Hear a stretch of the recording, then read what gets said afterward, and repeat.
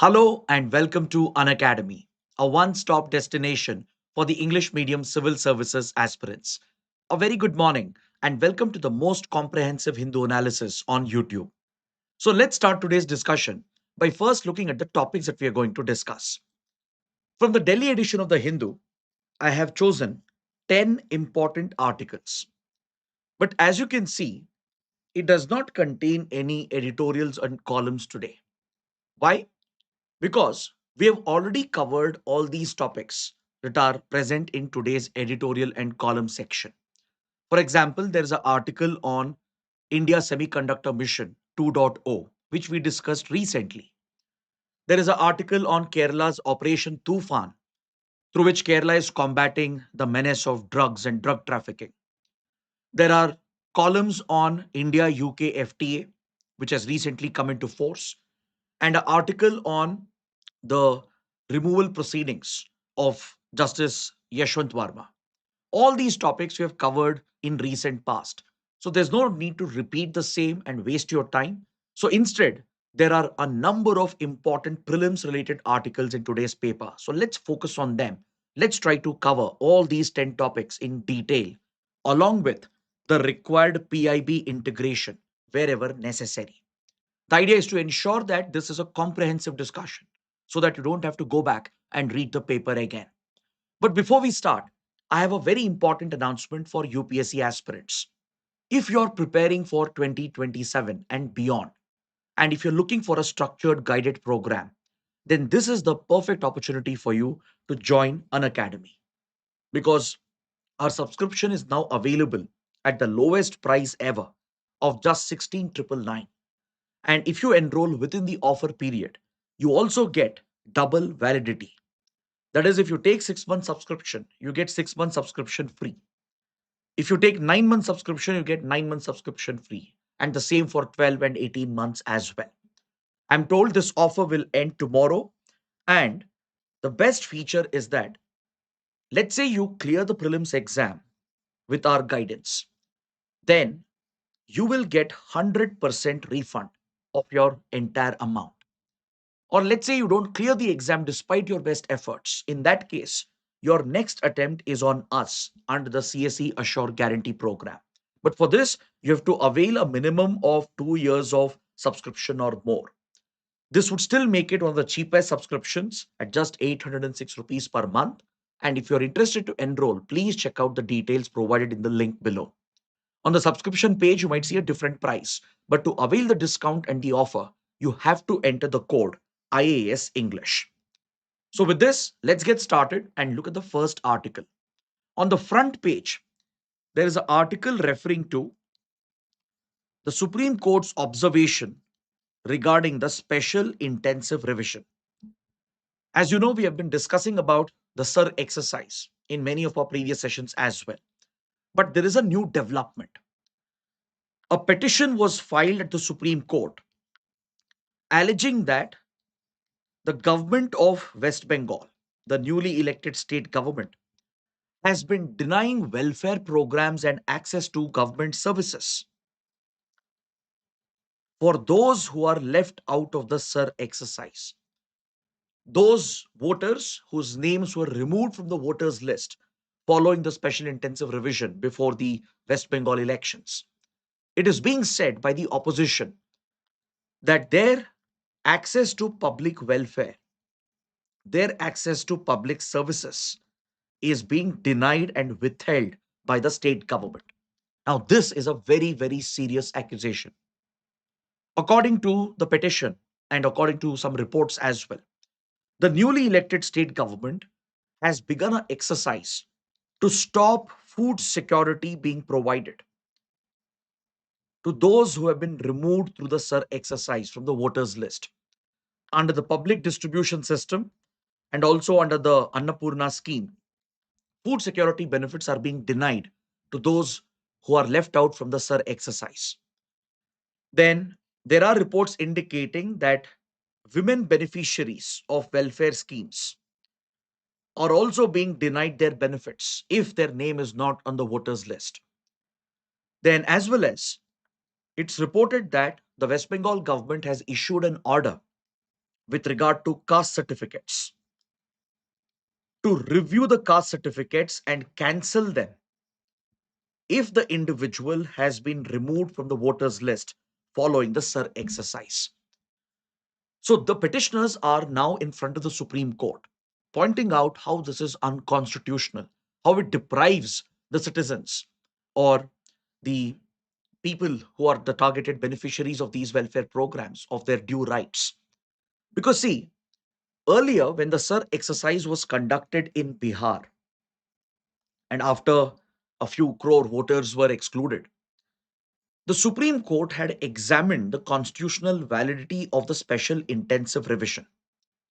In this particular case, the Supreme Court had observed that under the provisions of Article 324 of the Indian Constitution, the Election Commission of India has the constitutional mandate and the authority to exercise superintendence, issue direction, and control the entire election process.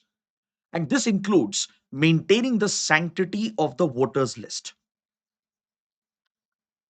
So, in order to ensure free and fair elections and to maintain the sanctity of the voters list, if the election commission has to periodically verify, cross check, and clean up the electoral list, it can do that. And it's a constitutional mandate of the election commission. But in the same case, while the Supreme Court upheld the constitutional validity of special intensive revision, it also observed that this cannot be a basis to determine one's citizenship. This cannot be a basis to deny any government services or access to welfare.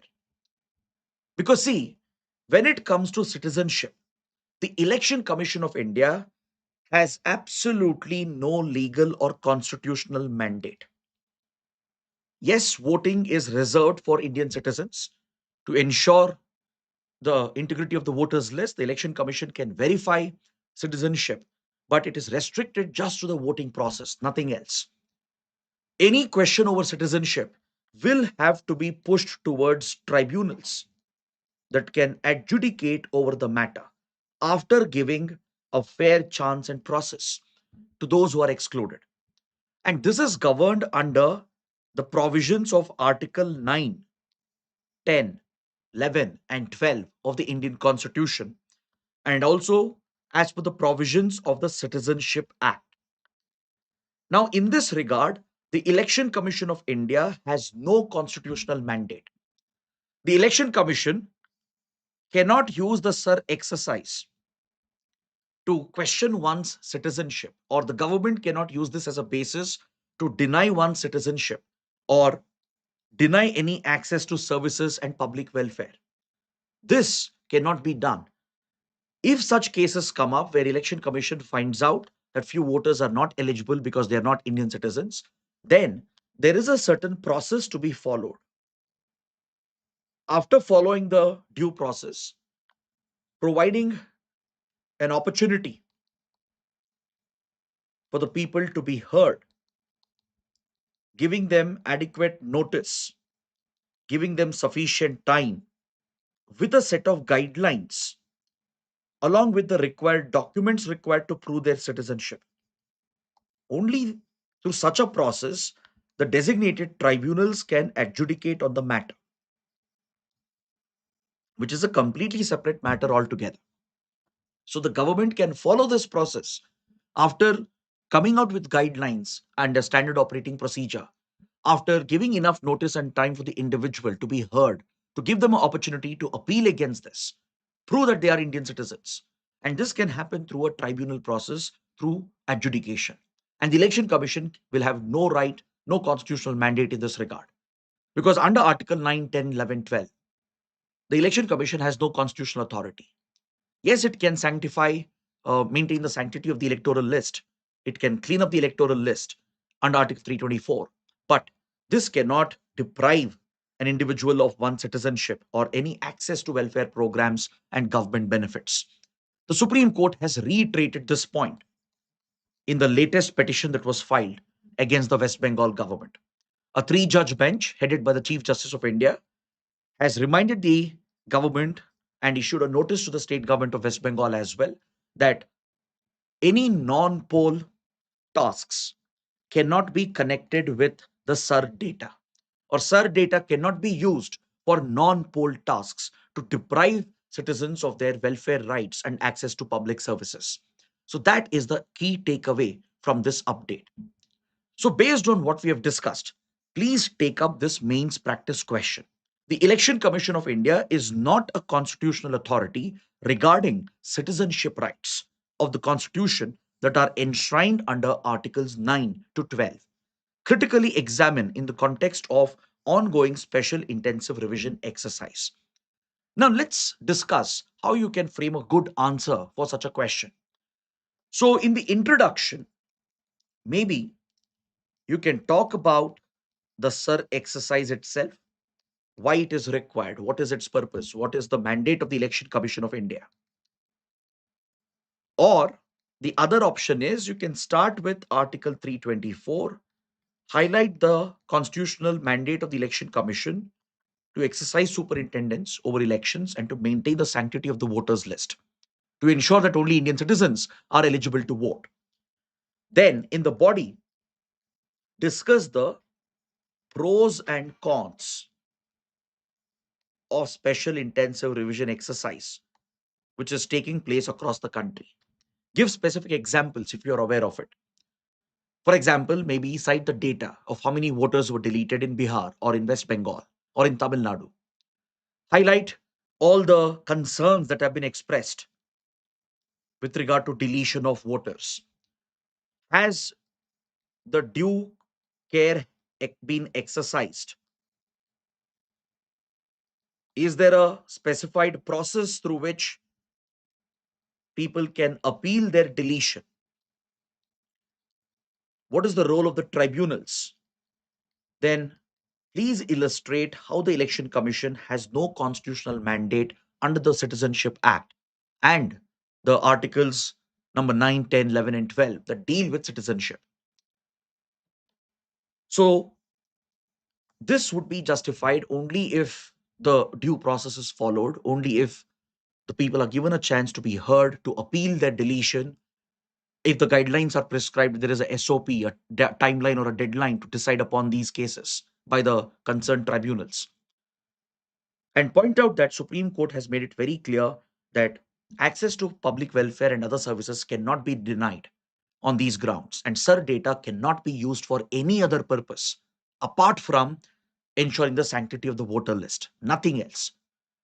So conclude on these lines by stating that the Election Commission is not a constitutional authority when it comes to citizenship rights under Article 9 to 12. But yes, it has a constitutional mandate to update the voters list. But on these grounds, you can't deny access to public services and government welfare benefits. Now, let's move to the next article. There's been a very interesting development between two close friends, India and Japan. Recently, as you're aware, Japan's Prime Minister Sane Takaichi visited India. A lot of key agreements were signed. And India, Japan, as you know, are strategic partners. We share a trusted partnership from many, many decades. But a new controversy has erupted. So, this is related to the upcoming high speed rail project or the bullet train project between Mumbai and Ahmedabad. So, let's dive a little deep into the topic and understand what is this controversy. But before that, let's talk about the bullet train project. See, Japan has been one of India's biggest development partners since the 1950s, especially after the Second World War, after Japan was defeated and Japan was forced to turn into a pacifist nation with a pacifist constitution. Japan undertook an image makeover. It was guilty of its horrific fascist past, the horrors that imperial fascist Japan had committed across Asia. So, to express its remorse and to make up for the damage that had been caused to its image, Japan went on a massive spree. Along with focusing on its economic and technological development, it started providing massive concessional loans, funds, and investments to newly independent nations and developing countries, including India. India was one of the first recipients of Japan's development assistance under its ODA program, the Official Development Assistance Program, through which Japan provides concessional loans, or what we call as line of credit. So through these concessional loans, you get very low interest rates with flexible repayment periods. And Japan's focus was mainly to fund infrastructure and development initiatives in India. So a lot of key infrastructure projects have been funded with Japanese loans and Japanese funds. Japan would also go a step ahead to share technology and expertise to build up India's capabilities. And this is seen across various industries as well, from automobiles to electronics to major infrastructure projects. Japan has been one of the key partners in the rise of the Indian economy. Now, when you look at Japanese loans and ODA program, which has funded key infrastructure projects in the country, it includes the metro rail projects in some of our biggest cities from Delhi to Bengaluru. It includes funding of the Delhi Mumbai Industrial Corridor. It includes the dedicated freight corridor project, the Eastern and Western dedicated freight corridor project. There are many development projects coming up in Northeast India from Assam to Arunachal Pradesh, funded with Japanese loans and investments. The Bengaluru Chennai Industrial Corridor, and more importantly, the high speed rail corridor connecting Mumbai with Ahmedabad. Now, this is a flagship infrastructure project of Prime Minister Modi, launched in 2017, was slated to be completed by 2023, and it was supposed to bring the famed Shinkansen technology to India. Japan is a global leading power when it comes to high speed rail transportation through its Shinkansen technology, or popularly known as the bullet trains, that can travel up to speeds of 350 kilometers and above, even touching close to 400 kilometers per hour. The Shinkansen is not only known for its technological superiority and efficiency, but it's also known for its punctuality, right? So India was seeking to borrow the technology from Japan and set up India's first ever bullet train project. The project has, of course, faced a number of delays over the years. It was supposed to be completed a few years ago, but now a part of the project will launch next year in 2027, probably by next August. Only one small section might be inaugurated.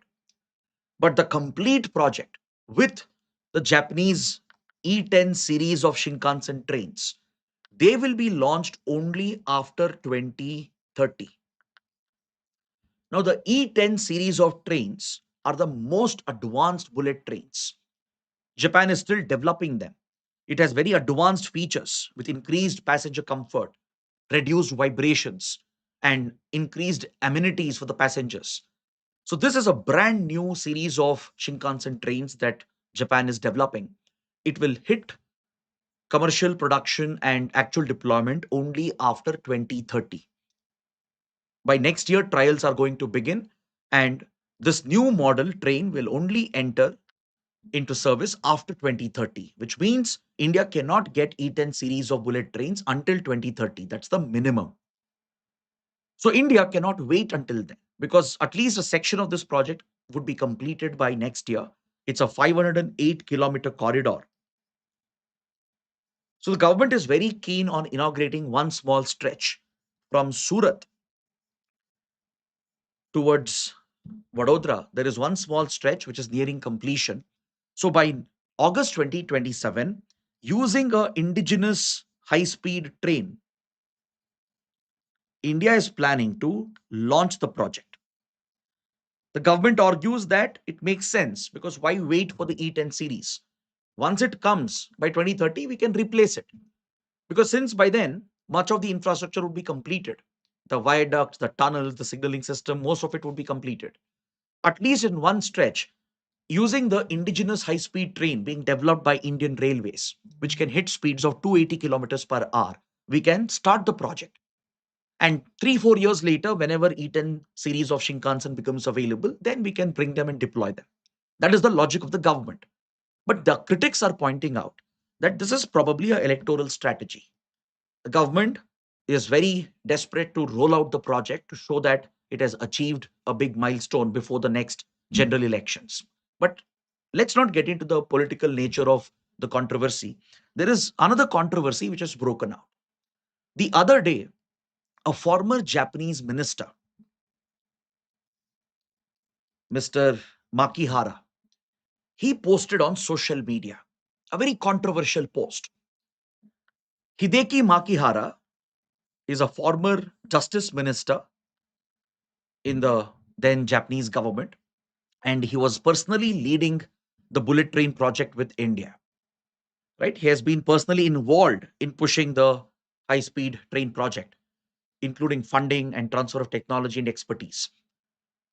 So right now he's out of the government, but he remains a member of the ruling Liberal Democratic Party to which Sane Takaichi belongs to. So he posted on social media based on a blog that a Japanese engineer and technician had put up.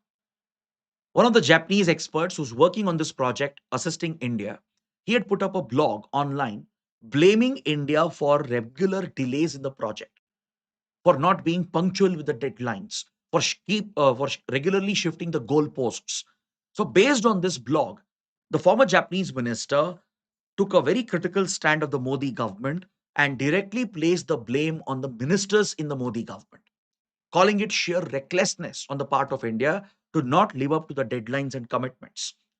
So, obviously, this generated a big controversy because of a foreign leader who has worked closely with India in official capacity in the past to make such a big criticism and allegation.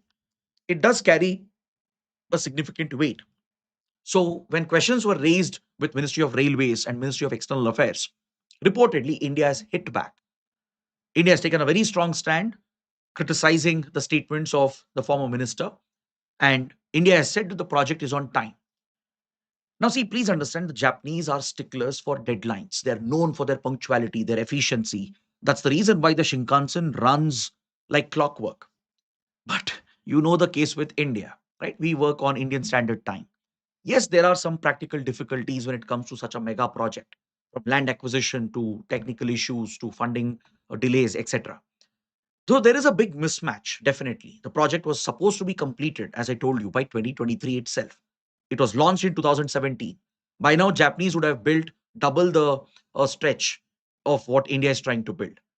So you can understand why the Japanese side is frustrated. But the core point here is that, is this purely politics? Does it highlight the inefficiency on the Indian side when it comes to execution of mega projects? Or is there a bigger economic conflict going on between India and Japan? Though we are very close strategic and economic partners, there is one concern that Japan has had with the bullet train project. The concern is that the signaling system of this project has been awarded by India to a German company, Siemens. I'm sure all of you must be familiar with the German giant, Siemens. Japan was hoping that it would handle this project end to end, from construction of the infrastructure to the deployment of the E10 series of trains to the signaling systems. But what India has done, India has excluded Japan and Japanese companies from this contract for the signaling system. Though we have taken funds from Japan, technologies from Japan, the trains will be from Japan, but the signaling system would be German from the company Siemens. India is trying to ensure that by next year the project could be launched, at least a part of it, at least a section of it. That is probably where the Japanese side they have a issue. Maybe they look at this as a commercial setback. Maybe it goes against their commercial interests, and they even see this probably as a betrayal of trust by a reliable partner. So, nevertheless, it does bring up these uncomfortable questions. Is it just about politics? Is the Indian government just trying to please the domestic electorate and rush through the project, somehow complete it and launch it next year? at least even a part of it? Or is it about Japan taking offense for India excluding it from the signaling system and handing it over to a German company, right? Or is it about the inefficiency in India's execution of these mega projects? The regular delays definitely adds to the problem, it adds to the cost, and the Japanese are not used to it. So these uncomfortable questions come up in the context of this project. And this is something which can be a lesson for other mega projects that we are pursuing, right? Completing projects on time is very critical because it will keep the cost low with rising prices. Each delay, even a day's delay in a project, will help in shooting up the prices. And this could further push the deadlines. And that's when you keep on pursuing projects forever, right? Many projects will become never ending projects. But again, the question is, should India have reacted in such a manner towards a friend which has stood with India from 1950s, constantly funding our projects? Because some media outlets have said India has hit back at Japan, right? Though the government has just taken a stand, expressed its viewpoint, and it has rejected the claims of the former Japanese minister, the Indian media, at least some sections, have projected a very different narrative. If you have seen the headlines, right, they're screaming that India has hit back at Japan. And this is never good for relations with friendly countries like Japan. And it comes right after the visit of Japanese Prime Minister to India. So that is the issue that I wanted to discuss through this article. So please take up this mains practice question. Japan has been India's biggest development partner through its development assistance. Discuss. As I said, Japan has played a pivotal role in promoting India's industries, in investing in our infrastructure projects. So this partnership is one of the most crucial partnerships for India. So based on this, please take up this mains practice question. I even gave you some examples of where Japanese investments have helped India. Now, let's move towards the prelim section. As I said, we have a lot of prelims articles in today's paper. So let's take a look at them one by one. On page number 4, there's an article referring to the deepest freshwater lake in India. It is the Manasbal Lake, named after Lake Mansarovar in Tibet. It is located in Jammu and Kashmir, in central Kashmir, specifically in Ganderbal district. And it is the deepest freshwater lake of India. It has a depth of nearly 43 feet, which is approximately like 13 meters. And this is the deepest freshwater lake of India. This can be a very, very important point for your prelims for environment and ecology and geography. So please make a note. Now, why is it in news? Lake Manasbal is in news because due to ecological restoration of this water body, migratory birds from faraway regions, including Europe, Central Asia, and Siberia region, have been returning to this critical ecosystem. The Manasbal Lake, including the other connected lake systems that are present in this region, right, including the Wular Lake, etc., they have been major ecosystems for attracting migratory birds. These are key bird habitats. But due to excessive pollution, due to excessive growth of weed and eutrophication, which is a direct result of higher organic matter that would have contaminated the water body, migratory bird arrivals had declined drastically over the years. But in the recent years, the authorities have taken up a conservation effort. They have cleared all the weed. They have set up a sewage treatment plant to treat the sewage water before it enters the lake. They have cleared all the eutrophication which had piled up, right? And as a result, the lake's health has improved considerably. Today, you have a flourishing lake that stretches over 3.5 kilometers by 1.5 kilometers. It's a very big lake and also the deepest lake in India.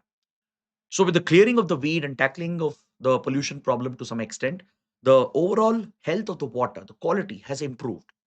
And immediately we have seen a return of the migratory birds. So, ornithologists and ecological experts have noted the arrival of migratory birds from Europe, Eurasia, Central Asia, and Siberia region.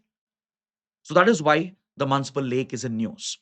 Now, before we talk about other key features of the Manasbal Lake, I want you to understand another important term called water budgeting.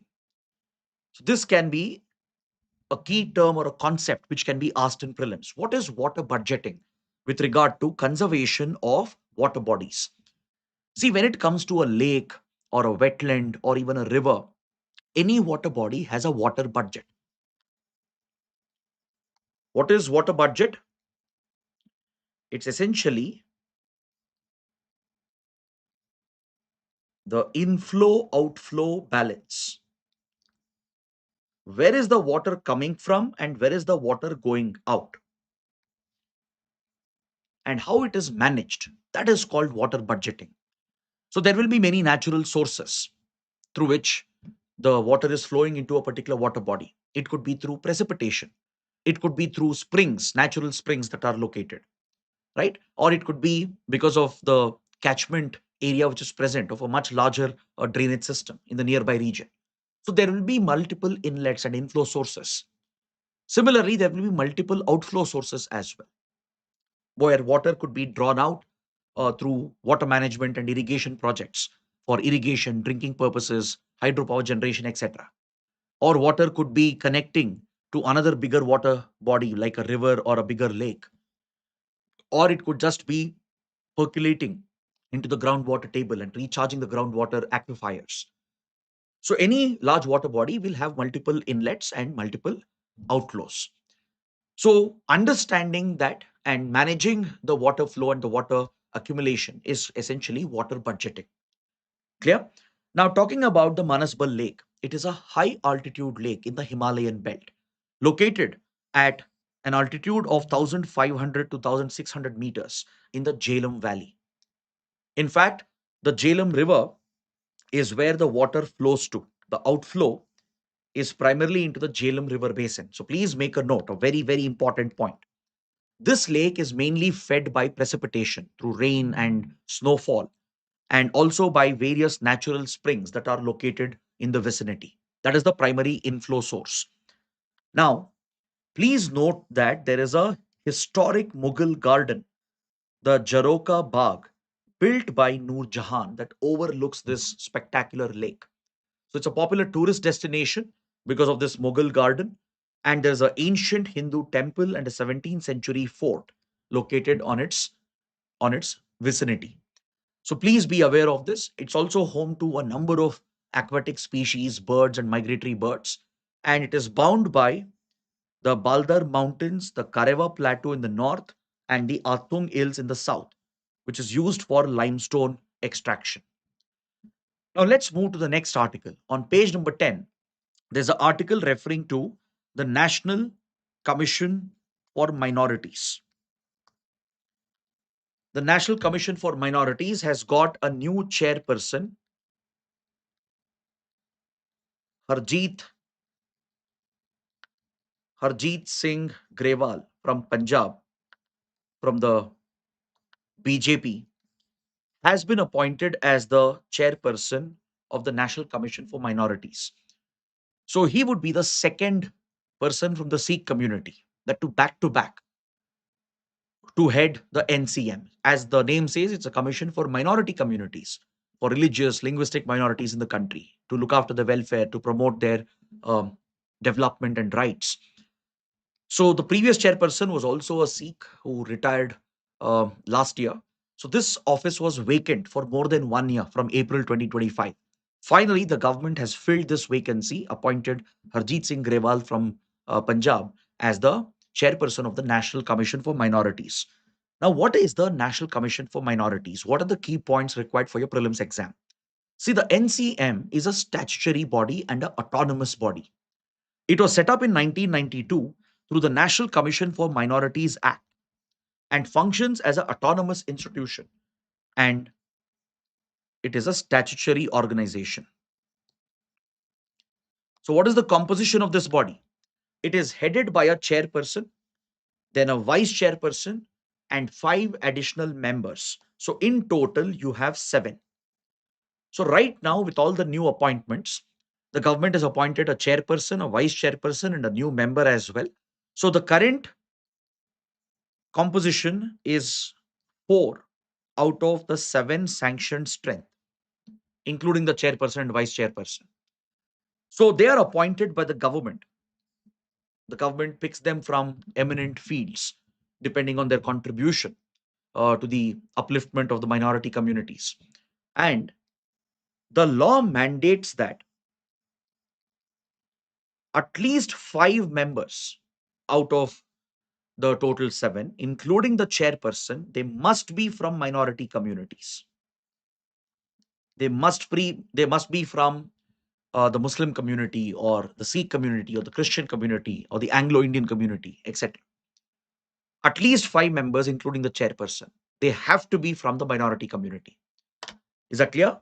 The members will hold the office for a term of 3 years, but of course they can be removed. Right? It's just a statutory body. It's not a constitutional body. It doesn't have any constitutional protection as such. So they can be removed by the central government on these grounds. If the member or chairperson or vice chairperson is deemed to be insolvent, or if the person is deemed to be of unsound mind, or if they are convicted in a particular offense, right? If they're incapable of acting in their position, on all these grounds, they can be removed by the central government. So this commission has some important powers. It has a key mandate to look after the welfare and the well-being of the minority communities in the country, to fulfill the constitutional mandate as well, to protect minorities, both religious and linguistic. So it can evaluate the progress of the minorities, both with regard to schemes and programs of the union government and the state governments. It can monitor the safeguards being introduced by the parliament, by the state legislatures. It can take complaints and inquire into complaints where minority rights might have been violated. It can submit reports as well, right, to the president, to the governor. It can conduct studies, research to bring out the status of minority communities, their socio-economic and educational status. And it can even suggest developmental programs and welfare measures which can be considered by the government. Now, this commission has the power of a civil court. That's what makes it quite powerful and significant. It can summon anyone in the country and examine them under oath. It can even request for any document, any affidavits, and public records to further its given mandate. So, these are the powers, the composition, the structure of the National Commission for Minorities. Next, on page 11, there's a polity related article. The article is related to the 130th Constitution Amendment Bill. The 130th Constitution Amendment Bill, proposed by the government, is now being reviewed by a joint parliamentary committee chaired by BJP MP Aparajita Sarangi. According to the article, the JPC, the Joint Parliamentary Committee, which has MPs from both Lok Sabha and Rajya Sabha, which is reviewing the proposed bill, they have decided to defer the adoption of the final report. This bill has generated some controversy, right? There are some concerns about this constitution amendment which is being proposed. So it was referred to the JPC for a thorough review. And following the review, a report is being adopted. But now the adoption of the report has been deferred by the panel based on the vote cast by the members of the JPC. Now, what is the 130th Constitution Amendment Bill? It proposes to remove the Prime Minister, the Chief Ministers, or any minister if they are held in judicial custody for 30 consecutive days. See, you might have seen sitting chief ministers or ministers who are accused of particular offenses, who might be held in custody for 30 days or more. They will continue to hold on to their office, creating a political and leadership vacuum. Take the case of Arvind Kejriwal or Jayalalitha, and the other leaders who have been held in custody, jailed while they held the office of chief minister or in the case of other ministers. Now, as long as they remain in custody, the critical office remains unoccupied. It remains vacant, meaning there is a vacuum. There is a political and leadership vacuum which could affect the functioning of that particular office, right? And it also raises questions of propriety and conflict of interest. That's why the central government is pushing this constitutional amendment that if the prime minister or the chief ministers of any state or any cabinet ministers or any minister who's part of the council of ministers, if they are in custody for more than 30 days, consecutive days, they will stand automatically removed from their position. Now, some of you might say this is perfect, especially to deal with corrupt leaders or those leaders who have committed very serious crimes and offenses. But please look at the other side. In fact, when the JPC was examining the proposed constitutional amendment, some of the opposition members, especially Supriya Sule from NCP, has pointed out that this 30-day period, it seems random. It seems that there's no logic behind it, right? It does not depend on the gravity of the offense. It doesn't even take into account whether the person has been convicted or held guilty or not. Now, what if false charges are brought up, right? Imagine, what if false charges are brought up for political vendetta to target a chief minister or a sitting PM or a minister, to target them politically, get them jailed for 30 days or more, and automatically they'll stand removed from their position, right? So there is a possibility of it being misused. So that's why opposition MPs who are part of the JPC, they have recommended that this seems arbitrary. Let there be better provisions. Instead of automatically removing them, how about keeping them in suspension, right? And what about including a provision where this does not become a parallel process of disqualification? See, the constitution already provides for a disqualification process for, let's say, sitting MPs, right? Now, this might become a parallel process. And that's why serious concerns have been expressed that this might be misused on political grounds. What if the ruling party at the center wants to target a chief minister of an opposition ruled state? What if false charges are brought up by misusing central agencies, get the chief minister or a state minister jailed for 30 days or more, and get them automatically removed? So there is a potential scope for misuse. So right now, the JPC has recommended that at least a couple of changes should be considered. One, it is proposed that instead of automatic removal, a suspension can be considered. And depending on whether they are convicted, whether their guilt is proven or not, accordingly, action should be taken. If, let's say, they are not held guilty, or if, let's say, prosecution is not pursued, then after a certain period, they might be restored back into office. And also, this should be included only for very serious criminal offenses, where the punishment is 5 years or more, not for every petty alleged offense. So, such safeguards are required.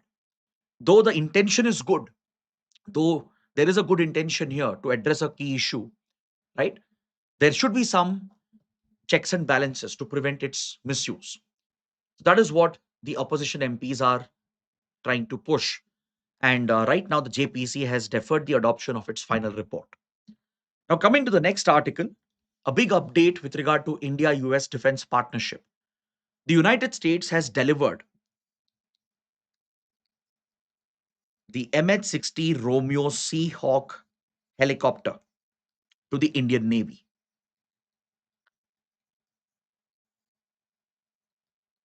See, back in 2018, the Defense Ministry had approved the procurement of the MH-60 Romeo Seahawks. This proposal was finally sanctioned by the Cabinet Committee on Security in 2020 when then President Donald Trump visited India. So the United States was supposed to supply 24 of these advanced helicopters to meet the requirement of the Indian Navy for a multi-role helicopter. It was supposed to be delivered by 2023, all the 24 of them, but now it has been delayed, and very soon the US is going to complete the final delivery.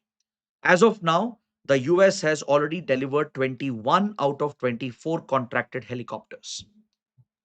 So now one has arrived, two more are arriving in another few days, and very soon US will be completing this entire contract. So what makes the MH-60 Romeo Seahawk so special? Why is it important? What question can come from here? See, the MH-60 Romeo Seahawk is not just a multi-role, multi-utility helicopter. It is primarily used for anti-submarine warfare and maritime surveillance and reconnaissance. It can land on any warship, from an aircraft carrier to your frigates, your destroyers, wherever helipads are provided. And it can play a critical role, adding the air muscle to the Navy, and can help in maritime surveillance and reconnaissance. And primarily, it can be used for anti submarine warfare. It's also known as the submarine hunter.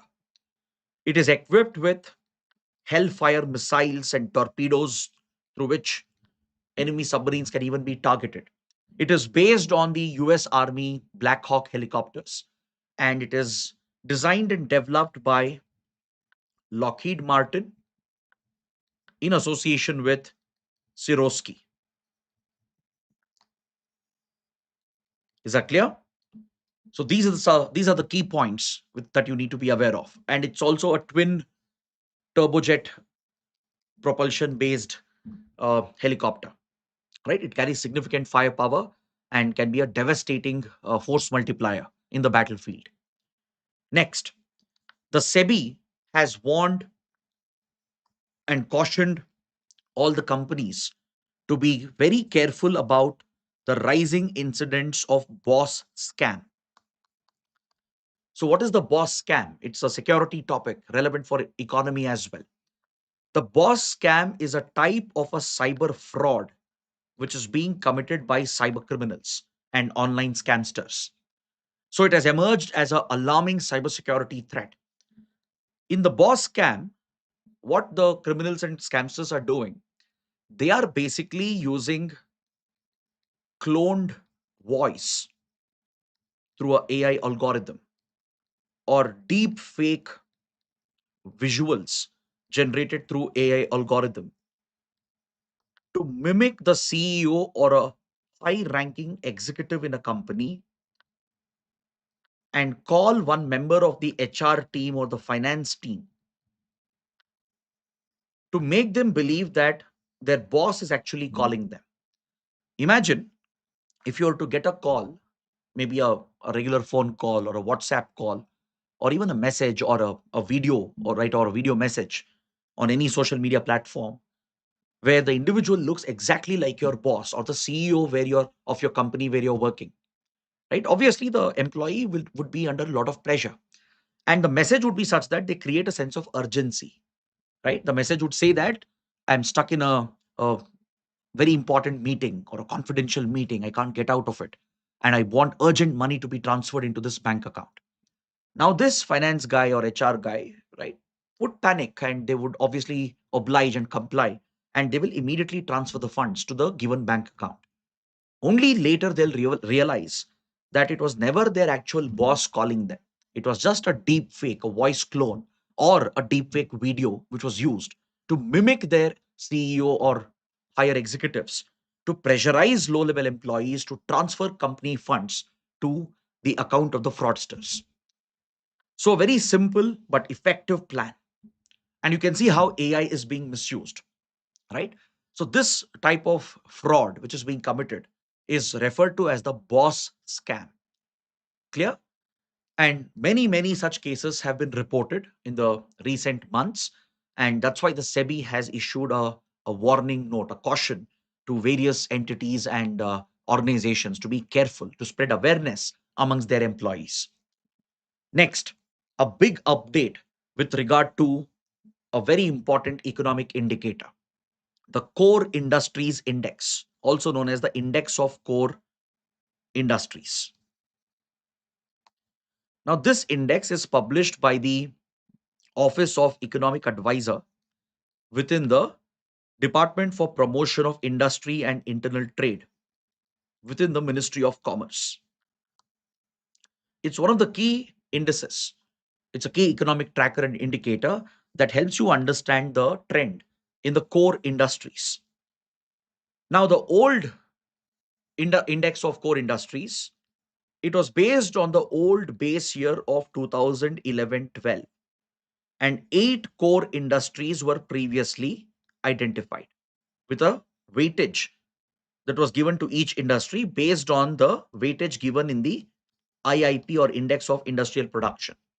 But you might be aware that the government is completely revamping all the key indices, from revamping the GDP, its methodology and base year, to IIP, to CPI, right? All key economic indices and indicators are being completely revamped with new base years, new methodology, and new weightages. So the index of core industries is also going through a big update, and very soon the new series will be launched. So the base year is now being updated to 2022-2023 from the previous 2011-12. Next, the most important point, please make a note. Previously, there were 8 core industries under the index of core industries. Now, a new core industry has been added, and this is the iron ore industry. Given the role of iron ore in construction and across multiple sectors, a ninth core industry has now been added, in addition to coal, crude oil, natural gas, petroleum refinery, fertilizers, steel, cement, and electricity. And also, there are some internal changes that are being made. For example, within coal, to avoid double counting, only raw coal will be counted. Other forms of coal will not be counted, like washed coal, for example, or coal middlings. They are being excluded to avoid double counting, and only raw coal is being retained. Then, with regard to the steel sector, only gross production data will be considered instead of the previous net production data to make this more reliable and accurate data. These are the key changes which are based on the new IIP that was brought out by the Ministry of Statistics and Program Implementation. Just a few weeks ago, the Ministry of Statistics and Program Implementation brought out the new Index of Industrial Production based on the new base year of 2022-23. According to the weightage assigned with IIP, based on that, the Index of Core Industries has now been designed, and the Office of Economic Advisor will be publishing this under the Ministry of Commerce. Clear? So please make a note of these key changes. Next, the Vizhinjam port is in news. In this year prelims, UPSC had already asked a question about the strategic transshipment facility of India. The Vizhinjam transshipment terminal in Kerala can help India transform into a global shipping hub.